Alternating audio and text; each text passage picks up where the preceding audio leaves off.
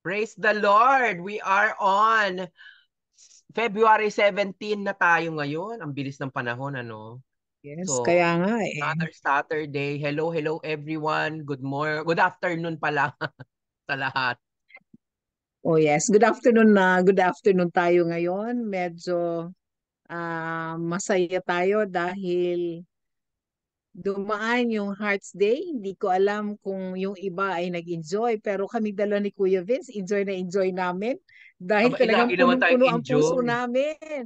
Yes, Yes. punong-puno ang puso natin, Kuya Vince, sa Yes, yes. kagalakan sa Panginoon. Amen, So amen. ngayon, welcome na welcome po ang lahat dito sa ating programang A Day with Ate Grace. and Kuya Vince. Si Kuya Vince na nag enjoy ng kanyang tea Oo. Alam mo, dyan ang sa sarap ng tina kanyang... to. Bigay sa akin ito ng isang pastor sa Bataan. Ano to? Anong tawag nito? Ay, pag naalala ko, ayan na naman yung pagka-forgetfulness ko. Ah, yung barley. Barley barley tea. tea. Sarap Oh, na, wow, that's very, yes, Oo, that's very very, healthy. that's very nutritious. Yes, very Ang good. aga ko nang For natutulog detox. ngayon. Ang aga ko nang natutulog ngayon. Oh, that's very good talaga yan. Siguro kaya magandang aking Oh, itsura. yes. Mm-mm.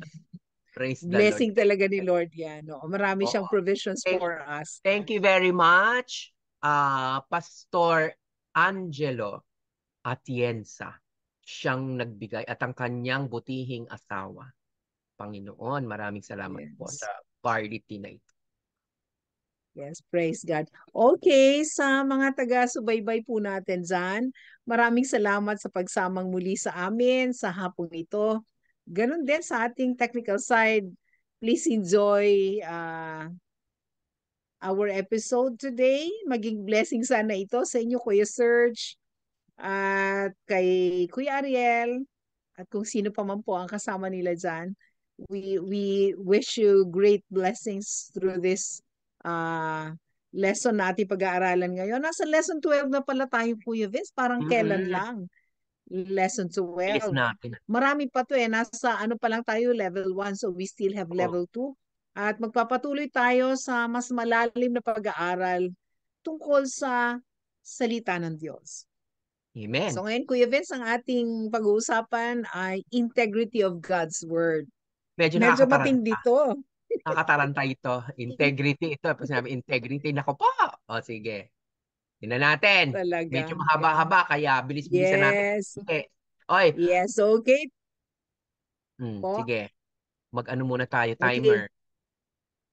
Okay, okay. Okay, sige po. Game. Okay na po.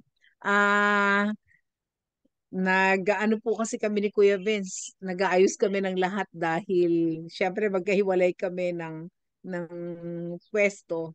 Pero I just really thank God for putting everything in place. Kaya ngayon po, manalangin po tayong magkasama sa programang ito. Muli po, aming Ama na nasa langit at nasa lahat ng lugar, kami nagpapasalamat sa iyo sapagkat ang iyong pag-ibig ay walang hanggan. Ang iyong pag-ibig ay walang kondisyon. Maraming salamat, Panginoon, sa regalo mong katwiran at buhay sa amin. Maraming salamat sa iyong salita na patuloy na nagiging buhay sa amin. Kami na mga tumatanggap nito ay nagkakaroon ng buhay ang bawat salita mo. Pagpalain mo po kami, Panginoon, sa hapong ito, sa aming pagbubulay-bulay, patungkol, Panginoon, sa integrity of God's Word. Lord, ito po ay mailalahad namin ayon sa iyong kalooban at ayon sa nais mong maunawaan ng aming mga taga-subaybay sa programang ito. Pagpalain mo po ang bawat bahagi nito na ang iyong kaluwalhatian, Panginoon, ang siyang makita. Nagkakatiwala po namin ang lahat ng ito sa tanging pangalan ni Jesus. Amen. Amen. Amen. Go, go, go! Yes, go, go. So let's start sa Mark 4. This is a very tremendous chapter about the integrity of God's Word. ano ba yung integrity of God's word? The power, the character, and the faith in it that you could have from chapter 4 of the book of Mark. Sa New Testament po ito. There were at least 10 parables taught during this one day. Isang araw lang nung nagturo si Jesus. At least 10 parables yung kanyang naituro doon sa mga tao na nakikinig sa kanya. So we will try to cope up with this. You have to compare Mark 4 and then Matthew 13 and Luke 8 to come up with all of these parables para makita natin yung yung pagkakapareho nung lahat ng iba-iba silang view ng pagpapahayag pero parehong account doon sa kanilang karanasan na kasama si Jesus. Ito po ay nagpapatungkol doon sa integridad ng salita ng Diyos. There were a number of parables, one of which was about the sower sowing seed. In Mark 4:26, ito po yung sinasabi. So in the kingdom of God, as if a man should cast seed into the ground.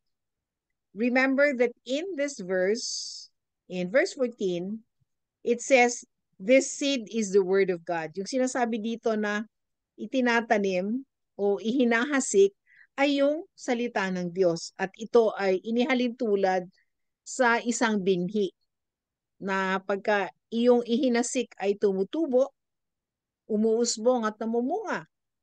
So God isn't really teaching you to be, you and I, hindi dito tinuturuan ng Diyos na maging farmer. Ginamit niya lang po ito sa parabola na mas maunawaan natin kung ano nga ba ang salita ng Diyos. So, He is just using a natural thing to illustrate spiritual truth. Yun yung nais ng Diyos, kaya gumamit po siya ng mga parabola. In verse 27, ganito po ang sinasabi. And should sleep and rise night and day, and the seed should spring and grow up, he knoweth not how. So, ibig sabihin dito, Kuya Vince, pagka nagtanim tayo, naghasik, o kaya nagtanim ka ng butil sa lupa, tapos natulog ka lang, tapos ilang araw pagising mo, may nakita ka ng biglang umusbong na dahon. Tapos meron ng punong ganyang lumalaki, tapos ang gaganda, ang dami na ng ano. Ang ginawa lang natin, nagtanim. Pero hindi natin alam kung paano ito nabubuhay, naglalabas ng dahon, umuusbong. So, ibig sabihin, there must be someone who is in charge of that. So, now I believe that that thing is important na maunawaan natin. Sino ba ang in charge doon sa pag-usbong? Na natulog lang tayo pagkatapos nating magtanim, tapos nakita natin may tumubo ng isang dahon, 2, 3, 4, hanggang sa ito'y mamunga.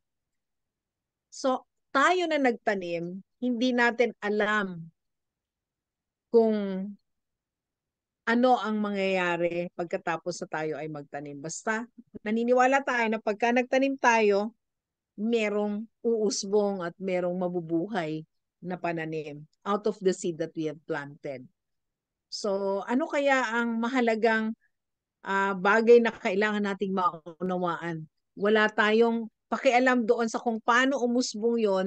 Ang naging gawain lang natin ay yung magtanim ng binhi. Kuya Vince, go ahead. Ano Okay. po yung na dapat maunawaan ng lahat? So tuloy natin. Some people say, I just don't understand what you're talking about. Natural. Siyempre, pag ang isang tao ay nagsasalita tungkol sa matalinhagang katotohanan ng Panginoon, medyo, lalo kung punong-puno ka ng kasalanan, hindi mo siya marirecognize eh. I think it is sin that, kasi it is sin that separates us from the love of God eh. So kanya, yung pag-ibig natin sa Diyos, hindi ganun kaganda because of the sin. Kanya, kung tayo ay magbabawas ng kasalanan, mas maiintindihan natin kung ano ang sinasabi ng Panginoon sa kanyang salita. How can reading the Word of God really change me and cause God's life to come alive inside me? Ayan na. I don't totally Exciting. understand it, but I know it works. Ayan. Maganda naman yon. Amen.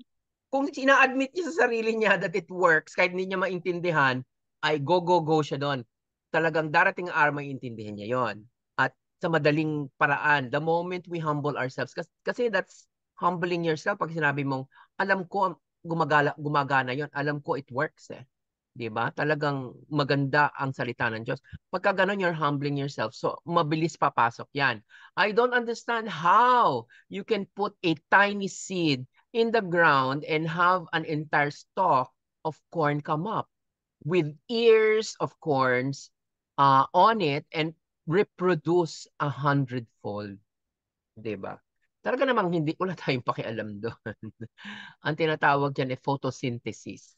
Pagdating sa science, photosynthesis ang paglago ng mga tanim. Katulad yung tanim mo sa likod mo. Halaman. Yung halaman mo sa likod mo. O paano nagkaganyan? Although hindi naman Yes. totoo yan. Yan ay picture lamang. Pero yung tanim mo na yan, kung totoo man yan, tumubo siyang ganyan, di ba? At nagkaroon siya ng mga sanga-sanga. And reading God's word and letting it begin to saturate you changes your attitude, your experiences, and your perception. Talagang ako na lang eh, 'di ba? Saan naman napunta na ang aking tuktok, 'di ba? Ang talino ko nung araw, academic, pero hindi rin naman ako ganun katalino sa akademya. Pero nagpapanggap pa akong matalino ako.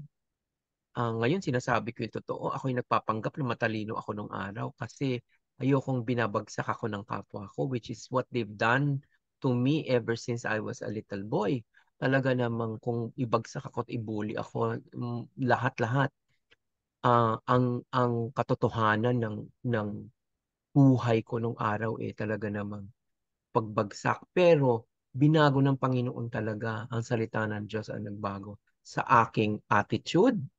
Di ba? Kaya meron ako nito. Ito na naman tayo. Hindi Yes, ako yes. magkandamali. Isang linggo na, naaaliw pa rin ako. At yan ang ginagamit ko ngayon. At nadidinig ko ng maganda si Ate Grace. Kanya, it changes my attitude. Yung mga bagay na ganyan, nakikita ko. Because, change ni God ang attitude ko. Ako'y binibiyayaan ng aking mga kapatid na lalaki. Di ba? Yung Yes. sabi kong kaaway, hindi. Ito na. Love niya na ako. Ramdam na ramdam ko ang love niya. My experiences at saka my perceptions. Ang galing. Sige, Ate Grace, ituloy mo ang kagalingan na yan. Okay, praise the Lord. Sa verse 28, ito yung sinasabi, for the earth bringeth forth fruit of herself. Sa chapter 4 pa rin po yan ng Mark. So, for the earth bringeth forth fruit of herself.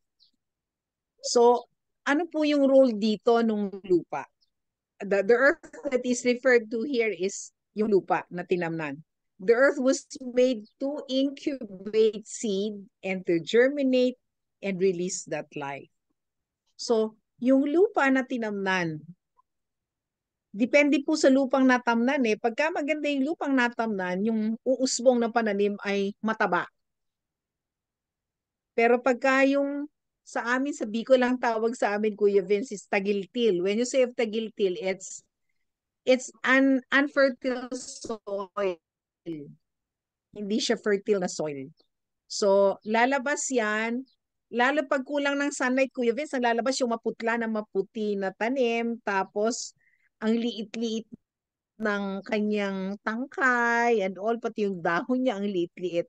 So, ibig sabihin, yung lupa na natamnan is very important doon sa pag-usbong at kung anong uri ng pananim ang lalabas. So, yun yung nakita ko rito.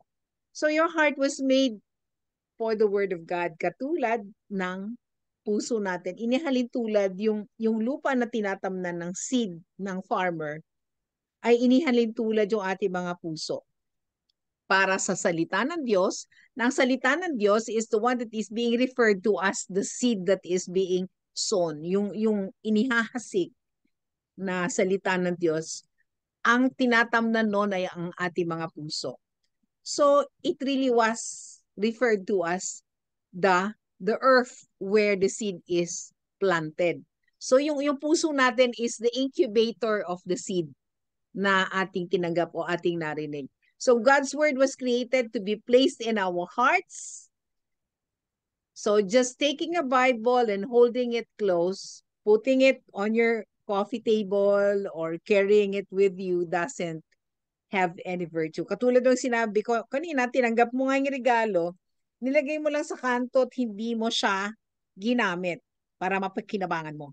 So marami po sa atin nabigyan katulad nung sabi ko sa iyo Kuya Vince, yung January 31 na nagkaroon ng Bible Day celebration ang province of Kamsur. Ang daming pinamigay na Biblia.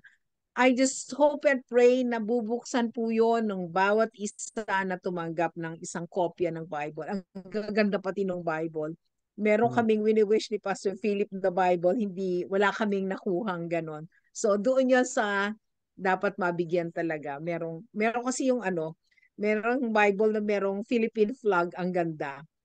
So, kailangan po para magkaroon ng pakinabang yung salita ng Diyos na yon, kailangan hindi lang sa ating mesa yung nakalagay, kundi na ilalagay yon sa ating mga puso na siyang incubator nung salita ng Diyos para ito ay tumubo.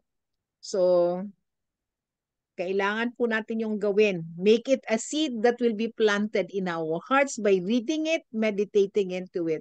So when you do that, your heart is designed to bring forth fruit of itself. Totoo yan, Kuya Vince. Kasi yung minsan, yung pag meron tayo sa ating nagagalit, yung karanasan ko last time, medyo nag-murmur ako, sabi ko, sa lahat ng ginawa ko sa kanila, ganyan pa yung ibang. Pero the Lord told me in Exodus 14:14, the Lord will fight for you. You just need to be still. Lord, sorry. Kailangan ko maging Vengeance is mine, still. says the So, Lord. amen. So, ang ganda. I just need to be still. So, kaya po yung ating tinatanggap na salita ng Diyos ay nagbubunga sa ating mga buhay, di ba? Pag may nadadaanan tayong salita ng Diyos sa bago sa atin at tayo ay tuntuwang tumanggap noon, ang ganda ng bunga sa atin noon. Ang ganda ng bunga na talagang makikita, mararanasan natin at nakikita din ng ibang tao. So it will automatically change the way things work in our lives. Ganon talaga yon. So pag nagsabi tayo, all things work together for good to them that love the Lord, ramdam natin kasi minsan sinisisi natin ang sarili natin na bakit ganon ang naging decision ko. Pag na kay Kristo tayo, kahit nagkamali tayo, God will turn all those things into something that will be for our own good. We will be able to recognize the lessons out of the experience. Ganon talaga yon. So the verse continues. Sabi po doon, first the blade, then the ear. After that, the full corn in the ear, yung binasa na kanina ni Kuya Vince. So ang una ay yung mga dahon na maliliit. Tapos meron ng tenga na lalabas, yung, yung kung maisang yung itinanim, and then lalabas na yung kanyang bunga na may mga butil sa loob na may nakaganyan, may merong buhok-buhok na ganyan. Yung ear ng corn.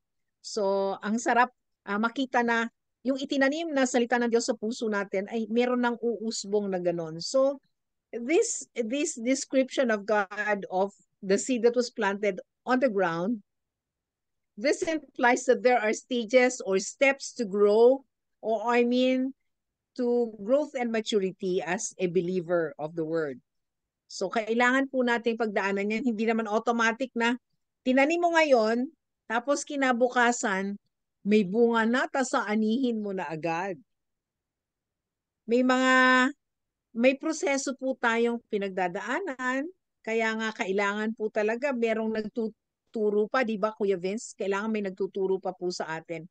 And it's very nice to experience na may nagtuturo, meron sa ating nag-guide.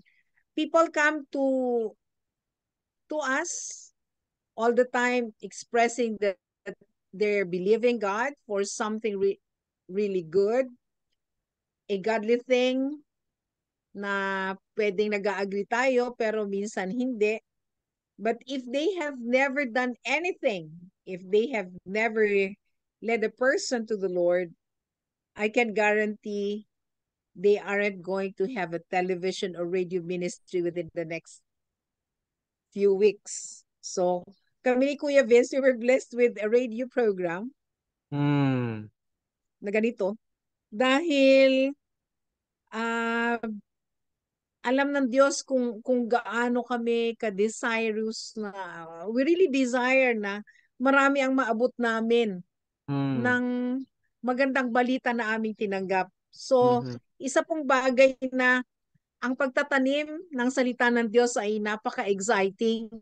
At saka pagka, yung katulad ng pinag-aralan natin nung isa, na pagka ikaw ay na-born again, yung talagang naging righteous automatically ay yung espiritu mo. Pero yung katawan at ang yung kaluluwa, hindi automatic yan. It has to go through a process katulad nung binanggit ni Kuya Vince nung isang Sabado na it really has to go through a process. Pareho Hmm. po nung pag-usbong ng pananim, nung itinanim na salita ng Diyos, bago po yan mamunga, dadaan po yan sa pag pagka namamatay muna yung balat nung nung seed. So yung balat na yon, that is ourself. So kailangan mamatay muna yon para merong umusbong na bago na buhay. It's the new life in Christ. So yun yung isang magandang bagay na kailangan nating maunawan. But kung wala po tayong gagawin na pagtatanim, wala po tayong may expect na mabubuhay at mamumunga. Tayo po ng mga mananampalataya. So we Mhm. really have to believe the integrity of God's word na pagka itinanim yan, yan ay tutubo, uusbong at mamumunga. So Kuya Vince, go Amen. ahead. So, dito tayo sa portion na ito. You have to do things in steps. O, kasi tayo, wag magmamadali. Alam nyo, hindi tayo Yes. dapat nagmamadali. Yung mga ok-ok dyan, OC-OC or obsessive compulsive, yung mga gusto nila, lahat gagawin, gagawin, gagawin, lahat kahit hindi nila sasakupin. Okay? O entitled yun pagka ganon.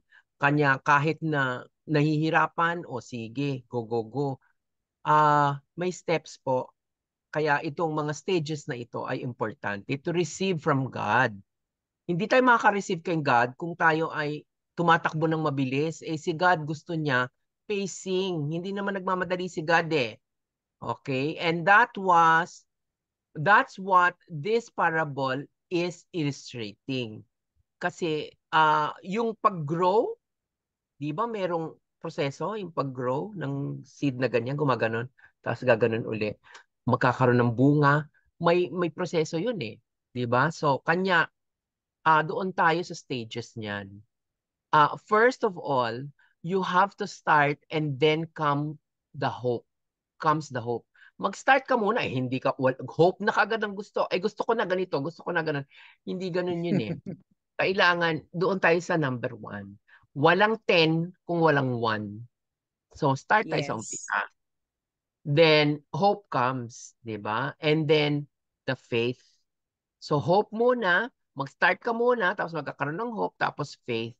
And then, it produces results.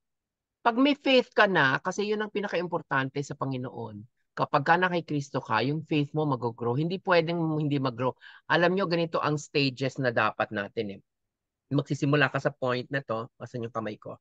Ayan, point na to, tataas na ganon, tapos babagsak ka, tataas, mas mataas, babagsak ka, mas mataas, yung bagsak mo hindi na todo-todo, tapos mas mataas, hanggang sa umabot ka na dun sa tuktok. Okay lang yung bumabagsak-bagsak every now and again. Basta pataas ang patungo. 'Di ba? So, kanya, importante na nakikita natin ang graph natin pataas. Okay? So, there are Okay. always steps to victory. One, no one is going to go from 0 to 1,000 miles. Wala naman. Per hour, all at once. Though it may be a godly desire, it isn't going to work that way. The scripture is showing that the kingdom of God is like a seed. The word has to be planted in your heart. Ito yung ground yung heart natin. And growth comes in stages. First, the blade, then the ear, then the full corn of the ear. The next verse, but when the fruit is brought forth, immediately he puts the sickle because the harvest is come. Dumarating na yung harvest. No? Kaya nagiging mature na siya. There are stages, but eventually there will come a time of fruitfulness and maturity. Okay? So, huwag tayong magmadali. Ang maturity, talagang, kaya tawag doon maturity, di ba? Nagma-mature. Ibig sabihin, umaayos, nag-e-age siya ng tama. Huwag katulad ng ginagawa sa manok ngayon, di ba? Minamadali para 45 days lang fully grown na. Kaya sinasaksakan ng kung ano-ano. So, ano 28 nangyayari? days Daming lang, Kuya Vince eh. ha? 30 na lang ba? 28 days na lang. 28 So, days na lang. At 45 days, 28 days lang. o imagine mo, 28 days na. Kung ano-ano sinasaksa para lumaki agad para magkaroon sila ng kita. So ano nangyayari sa mga tao? Ang daming sakit. Kasi yung sinasaksak nila, nagiging sakit natin. Kanya, Correct. yung chicken, occasionally, walang problema. Pero ingatan natin ang ating. Miski yung iba, baboy din, ganon, sa feeds nila. Miski yung tilapia na cultured, yung bangos na cultured, sa feeds, may mga pampag-grow, pampabilis ng laki. So, yung natatanggap natin na nutrients, mayroong dagdag na poison. Okay, Mm. yan ang katwiran ng mga vegetarian at saka vegan. Okay, so Ate Grace, go ahead. Anong kinukutkot mo Okay, dyan? so ang kasunod natin ay yung the point is made in verse 35. Ito po yung sinasabi, and the same day when the even was come, he said unto them, let us pass over unto the other side. So, ito na po yun sa verse 35. So dito, Jesus had been teaching them all day about the power of the word, how the word is like a seed and how it is or how it will release God's life into your life. So he'd been teaching them this in at least 10 parables. So there he gives them a test. Merong pagsubok na ibinigay. He didn't say, let's get into the boat, go halfway across the lake and drown. But let's go to the other side. Yun yung sabi ni Jesus, let's go to the other side. Then he got into the boat and went to sleep. The story goes, a great storm came and water filled the boat. You have to remember that this wasn't a cabin cruiser with birds below. So, hindi po siya yung cabin with birds below deck where Jesus was dry and didn't know what was going on. Kasi nandun, hindi ito katulad nung ano tawag doon, Kuya Vince, yung luxury cruise na ginagamit ng mga ano, mga mayayaman na nagta-travel all over the world na may kanya-kanyang kwartong aircon na kahit bumabagyo sa labas, hindi nila nararamdaman. Eto si Jesus, talagang nasasabuyan ng tubig dahil dun sa lakas ng alon dahil sa bagyo.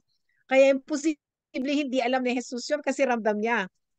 It was an open boat kasi and Jesus was asleep, sloshing around in the water. The reason this was significant is because he knew that what was going on is something real. Part of the test that the disciples should go through. Makita kung nakinig talaga sila doon sa tinuro ni Jesus for the whole day. Duruin mo talagang the whole time of the day nagturo siya sa mga tao. Kasama po yung mga disipulo. But he was still trying to sleep. Natutulog lang si Jesus, hindi siya gumagalaw. Dahil sinusubukan niya kung anong gagawin ng mga disipulo. So, the disciples got upset, came to him and said, Master, don't you care that we perish? wala ka bang pakialam, Panginoong Jesus, na tayo'y mamatay at ikaw ay sarap na sarap sa pagtulog mo? Parang gano'n ang feeling ng mga disciples. Parang pinapabaya.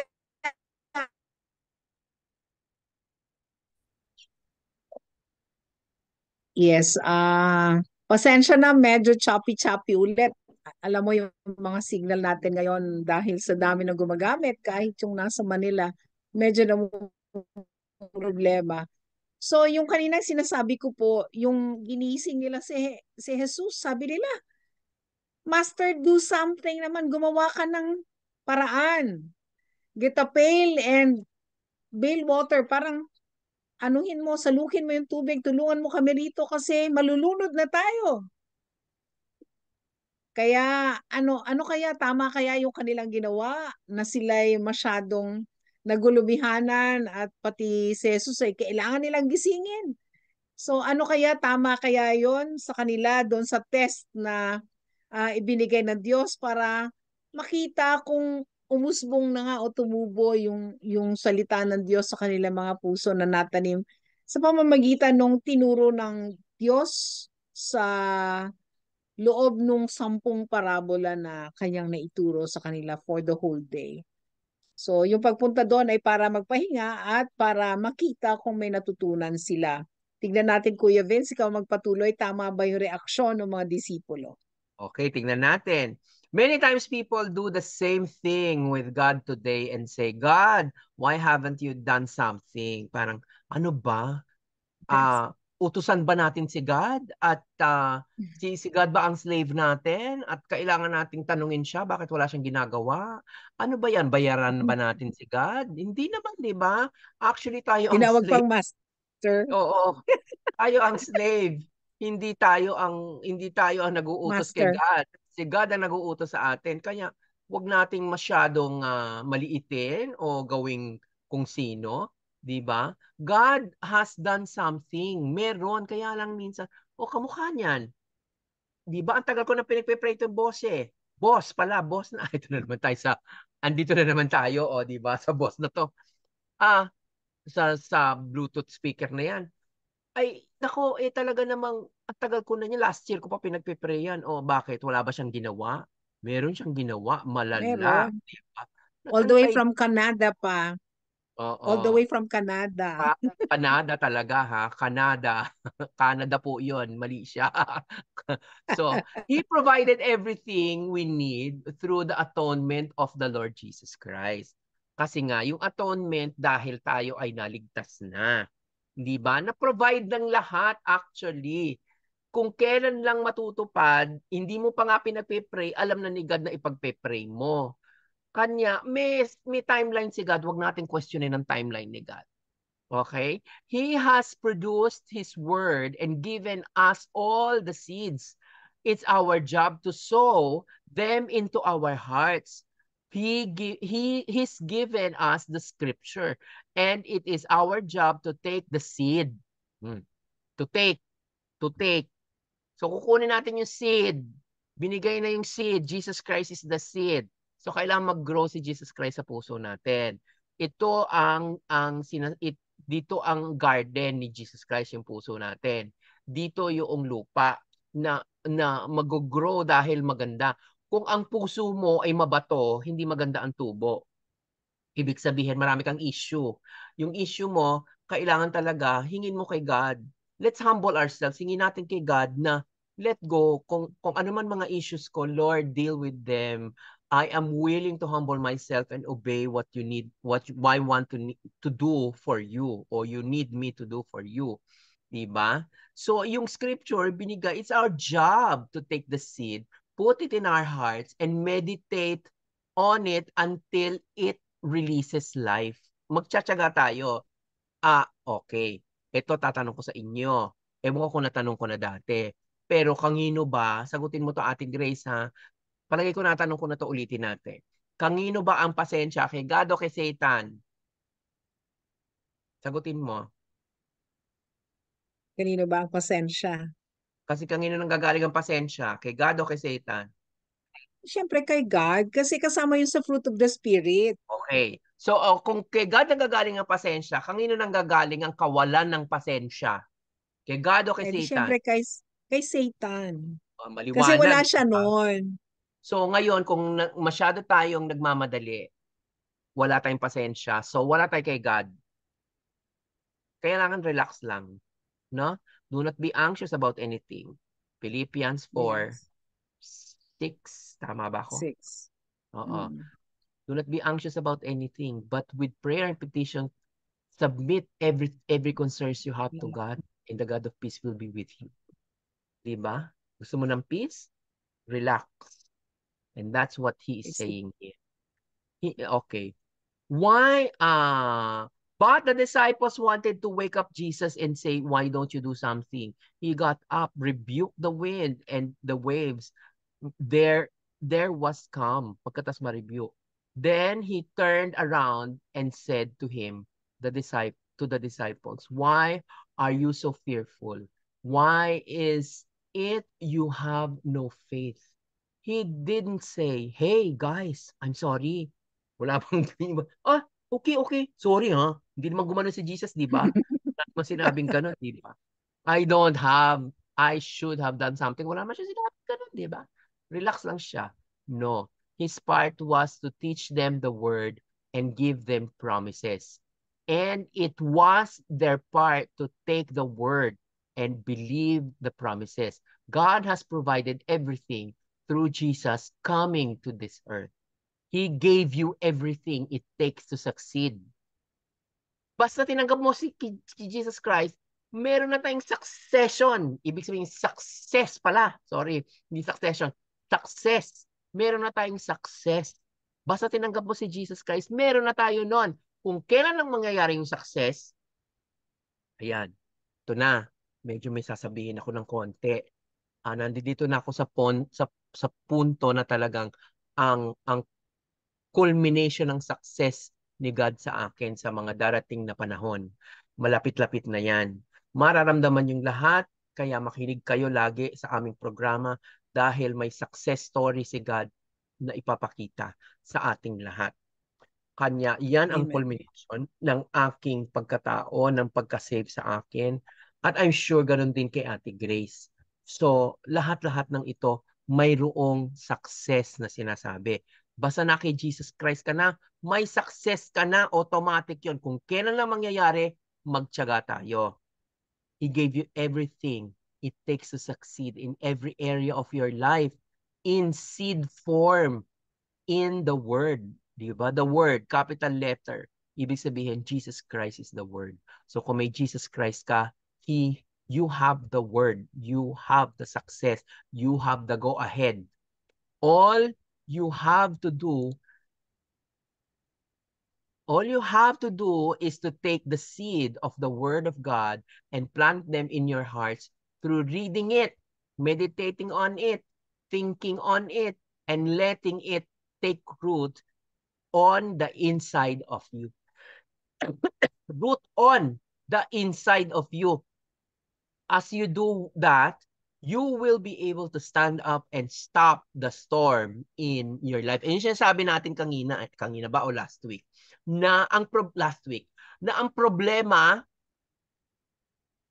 kapag tayo ay nasa kasalanan, problema tayo, may problema. Kahit nandyan ang problema, basta tayo ay nagpupursiging hindi magkasala, nawawala ang problema. 'Di ba? So yung storm nawawala. Kapag inalaw natin mag-grow si God sa puso natin, mawawala ang storm. So ayan, ate, ikaw na sa last portion natin bago mag-question and answer. Okay. Okay. Yung ano, yun na nga yun, yung storm, Kuya Vince, bago po ako tumuloy sa last part. Minsan ang storm, pagka, di ba, natural pag magbabalita, ay may super typhoon daw, signal number 5. Takot na takot. Kristiyano yan, takot na takot. Ganito, mag-ano na tayo, mag-ganyan, ganyan. Pag makita niyo po ang bahay ko, dapat ako yung unang matatakot pag may bagyo. Pero lagi lang po ako nananahan doon sa pangako ng Diyos that we have the power to stop the storm as He did. During the time nga na yung ginising pa siya, kailangan pang gisingin siya ng mga disipulo para patigilin ni Jesus ang storm. So tayo, the same power ang binigay sa atin ng Diyos. Kung tayo ay, yung salita ng Diyos ay ating kukunin at ating itatanim sa ating puso, which is the incubator nung seed upang ito ay tumubo at magdahon at mamunga, yun po yung natatanggap natin from the word. Habang ito po ay hinahayaan nating mag-grow at mamunga, mararamdaman natin yung kapangyarihan ng salita ng Diyos at ito'y nagkakaroon ng buhay sa pamamagitan ng pag-practice nito katulad ng pagpapatigil ng storm. So ang saya-saya dahil yung lahat po, Kuya Vince, ng yung mga dahon nung yero, nung building sa school, mabuti may mga tanim kaming kahoy sa gilid ng kalsada. Doon siya natapon lahat at kami ay nandito. Safe lang din kami pero praise the Lord, hindi kami nata-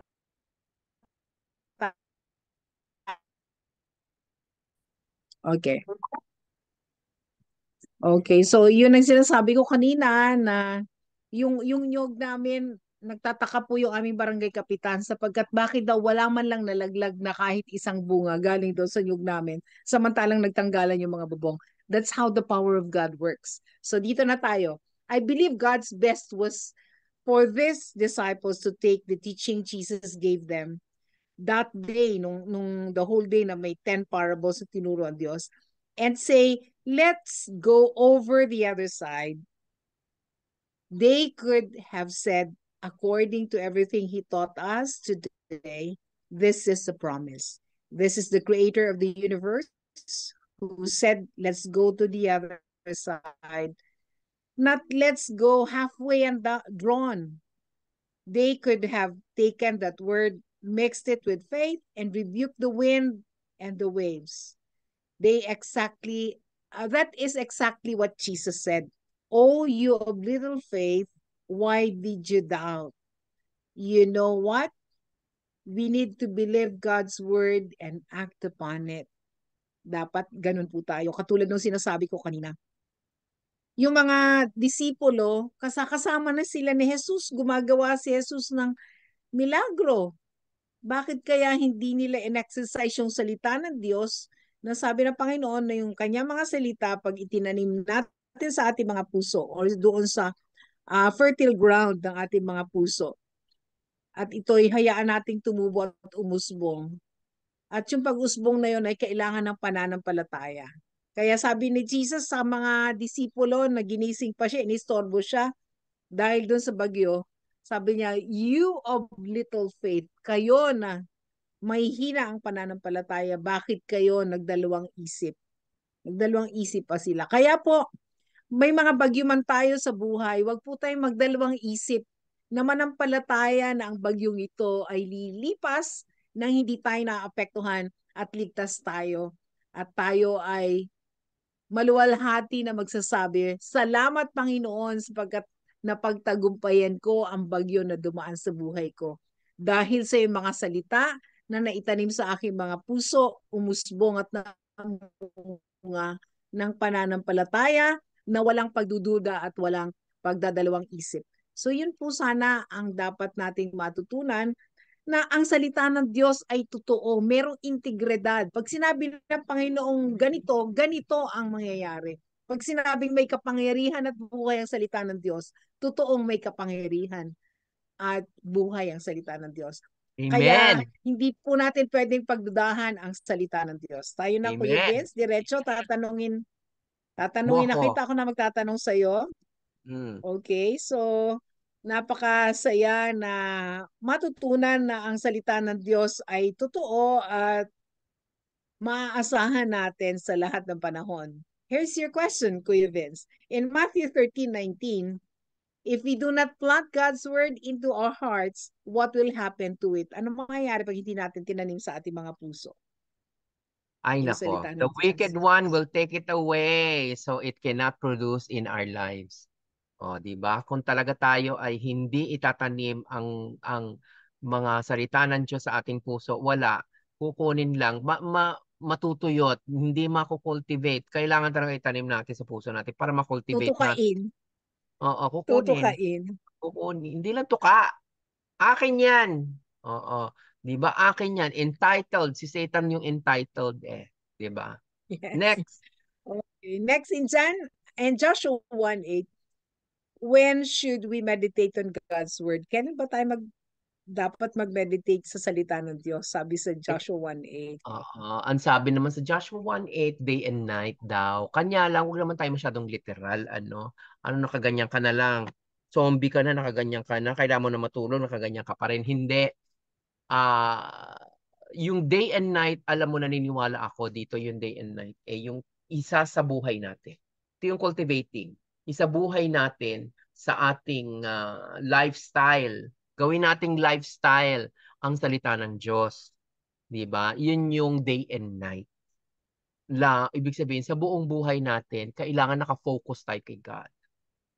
Okay, ako namang tatanong sa iyo, ate. Yes. Sa Paborito ko to. John, sa John 6:63, according to this verse, God's word is Yan, paborito ko to. Tandaan natin na ang salita ng Diyos ay espiritu at buhay. So, Amen. ito ay gumagawa, dahil ito'y espiritu, ito'y gumagawa na hindi natin nakikita, pero ito'y nagbibigay buhay sa bawat Amen. isa. O kaya pagka Praise God. kinultivate, nagbubuhay, 'di ba? Kaya kailangan i-cultivate Yes. tayo yung magkukultivate. Ibig sabihin talaga, Amen. God din ang nagkukultivate in a way, pero ang role natin is palaguin din. Ibig sabihin, mag-decision tayo to focus on God's word. Okay, next Yes. question. Sa Matthew 4, verse 4, mankind should live not by physical food alone, but by... Every word that proceeds from the mouth of God. So, kaya Amen. tatandaan mo talaga kung ano yung word of God, kasi Mm-mm.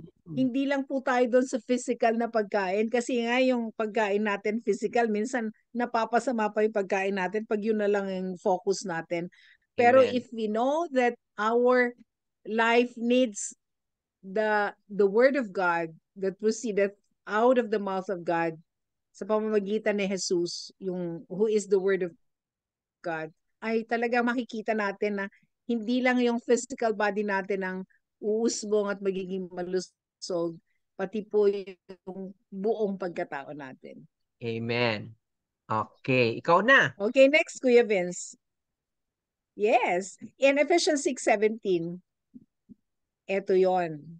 Meron itong mga simbolismo kung ano ba yung sinisimbolo ng salita ng Diyos. Sa Ephesians 6:17, God's word is like what kind of weapon? Because the word of God is a weapon. Sword. Diba? Like sword. Kaya, Diba? kaya Double nga edged pa eh. yan. Meron dito tsaka meron dito. Double-edged na Ibig kahit sabihin, kaliwat kanan may tama. ibig sabihin, tagos-tagos. Ibig sabihin, katotohanan, tatagos-tagos siya talaga. Okay? Hmm. Next question, Okay. please. Say, can a sword do damage to its enemy? Oo Pwede ba naman. ito? Oo naman. Ano ba? Diba? Hindi na siya ginagamit ngayon, pero ang ginagamit ngayon, panaksak. Eh, ganun din yun. Maliit man yung panaksak. Diba? Ice pick nga lang, nakakasugat, nakakapatay ang ice pick. Ice pick, alam niyo ba yung ice pick? Yes, o Hindi na yung ako sword pa nakakita ng kaya. ice pick. Parang hindi na uso ice pick ngayon, ano? Meron ka ba Meron nakita pa. ng kitchenware na ice Dito, meron pa. Dito sa amin. Kasi may mga namamatay pa sa ice pick ah. dito parang wala na akong makitang ice pick sa mga kitchenware. Parang ayun ko lang naisip. So, ice pick nga lang nakakamatay, di ba? Yung sword pa. Okay? Ginaganyan-ganyan sa Oh, ice, ito, yes. last two questions. When we give proper place to when we give proper place to God's word in our lives, we will have what? Pagka nilagay natin sa tamang lugar ang salita ng Diyos sa ating buhay, ang magkakaroon tayo ay napakahalaga, buhay at kapayapaan, life and peace. Yung peace na surpasses all understanding. Yan, ang Amen. ganda. Amen. Okay, next, last question. What we set our attentions on, sorry, again. What we set our attention on is what we become full of. What should we set our focus on? So eto na, kanina po, eto yung sinimulan ko na ano, na sabihin na kailangan ng focus natin ay sa Panginoon at sa kanyang kaluwalhatian. Hindi yung sa sarili natin, hindi sa kahinaan natin, hindi sa kapitbahay natin, hindi yung ginawa ng ibang tao sa atin. Our focus should be, according to 2 Corinthians 3:18, we should focus on or set our attention to the Lord and His glory. Kasi pag yun ang tinignan natin, we will always be striving to be with Him in heaven. Ganun po yun, Amen. Kuya Vince. Sana Amen. naunawaan ng ating mga tagapakinig. Oh, alam Praise nyo, God. kaya kanina umpisa pa lang tayo, parang ang sabi ko, nako, talaga nakakataranta ito. Diba? Eh, kasi totoo naman, ang word ni God nakakataranta. If we do not understand fully, ano ba ang word of God? Hindi natin siya mabibigyan ng um, dahilan o kaligtasan. Yung kaligtasan natin very important di ba? Na ma-focus natin talaga ang ating buhay sa salita ng Diyos. Kung hindi ako personally, testimony ko, kung hindi ko siya nagawa ng maayos, well, I don't know kung saan ako dadamputin. Hindi ko alam kung buhay pa ako hanggang ngayon. Kasi grace na ni God itong buhay ko because of what I've done with my Yes. body. Grace na ni God talaga sa akin ang buhay na ito. Kung hindi ako masaya, kung hindi ako may kapayapaan, yung last sagot sa question mo, yung buhay at saka kapayapaan, kung wala sa akin yun, I don't think I'm still alive. Palagay ko I'm dead because of what I did. Kanya, uh, alam niyo naman, pioneering ako dito sa Pilipinas. Pagdating sa pagpapasex change na dito ginawa sa Pilipinas. No? Hindi natin alam kung, well, successful yung operation sa akin kasi buhay May, pa may, ako. No? may, tan- may tanong ako sa'yo, Kuya Ano? Vince. Hmm. Binalikan mo ba yung mga doktor na nag-opera sa'yo? Binahaginan mo ba ng salita ng Diyos? Namatay na siya. Okay. Namatay na siya before I thought of it. Patay na siya. Isa Okay. lang naman yun. Nagka-cancer siya eh. So actually, bago pa ako naging Christian, namatay na siya. So wala na akong Oh. magagawa, di ba? Mm. So anyway, Okay. salamat, Nagtanong salamat. lang. Oo, well, buti na lang tinanong mo yun dahil wala naman nagtatanong sa akin yan. Ikaw lang nagtanong. But that's the sagot. Bago pa ako naging Christian, namatay na siya. Na-meet ko yung anak niya. Kaya lang, hindi ko na alam kung saan ko hahagilapin yung anak niya. At hindi na rin sila gumagawa nun. Hindi na sila nagsisex change. So, siguro, urologist din yung anak niya, pero hindi na sila nagsisex. Iba na ang nag-focus dyan. Anyway, praise the Lord. We are on the end of our session. And I praise God for everything that we have learned up to this day, to this point. Nasa lesson 12 tayo. At marami pang magagandang lesson. Naku, ang ganda ng susunod na lesson. Mm-mm. Diba? Very Ang ganda. exciting. Consistent din dito sa pinag-uusapan natin na hindi natin siya pwedeng i-blame. Tigil na natin ang pagbe-blame kay God because He is not guilty. So, alamin natin kung ano yon. Next session. So, let us pray. Panginoong Yes, Hesukristo, okay. maraming salamat sa katotohanan mo, sa katotohanan ng salita mo. Napakaganda at napakatotoo ng iyong salita. Buhay siya. Buhay na buhay. At sa mga taong Yes. katulad ko, katulad ni Ate Grace at lahat ng mga Kristiyanong nagpupuspos ng kanilang paniniwala sa iyo, Panginoon. Buhay na buhay ka rin sa kanila. At yun ang prayer ko sa ibang nakikinig at nagugulumihanan na medyo nag-aalala at hindi medyo at nag-aalala at na-anxious o napapraning sa mga nangyayari sa kanilang buhay, Lord. Bigyan mo sila ng peace sa pamamagitan ng salita mo. At udyukan Amen. mo sila, Holy Spirit, na magbasa ng Biblia araw-araw at huwag tigilan hanggang sa sila ay mamatay. Paulit-ulit nilang balik-balikan ang salita ng Diyos sapagkat ito ang magbibigay ng katotohanan sa kanila. So thank you, Lord, sa katotohanan mo at pinagdadasal namin ang 10 ng aming mga kasamahan dito sa istasyong DWLV. Lord Jesus, dito sa Bicol Broadcasting System.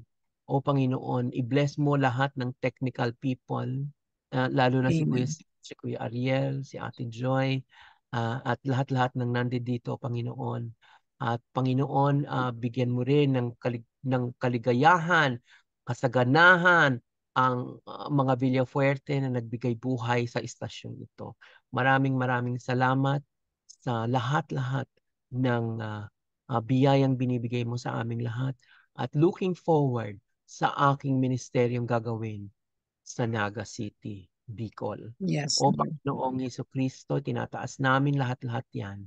Ang kabutihan mo, kasaganahan mo, kagandahan ng iyong kalooban at ang iyong kapangyarihan sa lahat-lahat na makakasalamuha ko sa mga darating na panahon. Sa pangalan ni Yes. Hesus Kristo, aming Panginoong at manunubos. Amen and amen. Amen. Amen. Praise God. Hallelujah. Yes. Yes. Masayang masaya. Medyo nagpapahapyaw na ako. Kaya Oo. nga eh. Hindi lang Because, pahapyaw. Anong ate, ano na. oo, hapyaw Hapyaw pa. pa lang yon. Oo. Patikim. Patikim lang. Oo, sige. Okay. Anyway, para po sa inyong lahat, look forward for that. Sa declaration na meron ang aking kapartner ngayon.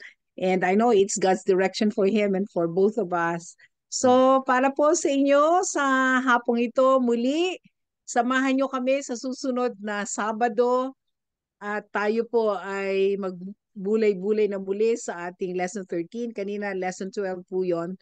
And so, thank you very much, Kuya Vince, at sa lahat ng ating Yes. mga tagapakinig. Ang saya natin na sa natapos natin pag-aaral. Sige. Maraming salamat at sa muli dito sa aming programang A Day with Ate Grace. And Kuya Vince, bye-bye everyone. Bye-bye. God The bless. Lord has blessed us all the way. Thank you very Amen. much po.